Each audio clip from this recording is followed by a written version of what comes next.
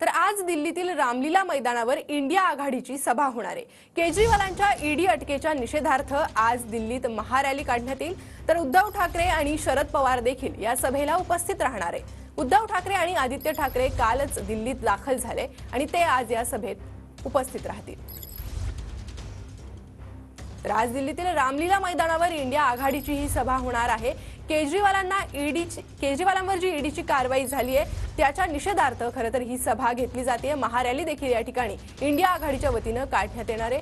उद्धव ठाकरे आणि शरद पवार देखील या सभेला या ठिकाणी उपस्थित असणार आहेत। तर केजरीवालांना ईडीने समन्स बजावला आणि त्यानंतर त्यांना अटक देखील करण्यात आली। त्याच्या निषेधार्थ खरं तर देशभरात इंडिया आघाडीचा आक्रोश हा पाहायला मिळतोय आणि त्यानंतर आज इंडिया आघाडीच्या वतीने ही या सभेचं देखील आयोजन करण्यात आलेलं आहे। महारॅली देखील काढण्यात आलेली आहे। अधिक माहिती आपण घेणार आहोत। आपले प्रतिनिधी संदीप राजगोळकर आपल्यासोबत जोडले गेले आहे। संदीप, काय अधिक अपडेट इंडिया आघाडीच्या या सभेदरम्यान?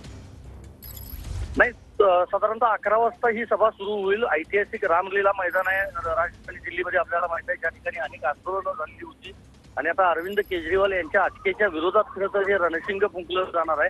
महत्वाचं हेच आहे की सगळे विरोधक एकत्र येणार आहेत। जवळपास 28 पक्ष या रॅलीमध्ये आजच्या या सहभागी होणार आहेत। लोकसभा निवडणूक ही तोंडावर आहे, आपल्याला माहिती आहे, आणि त्यातच यांना अटक केली आहे मुख्यमंत्री अरविंद केजरीवाल यांना।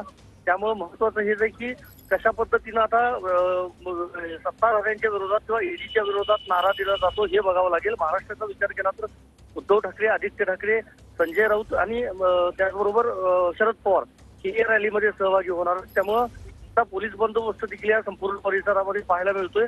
11 वाजता या रॅलीला सुरुवात होणार आहे। अगदी संदीप, धन्यवाद या सविस्तर माहिती संदर्भात।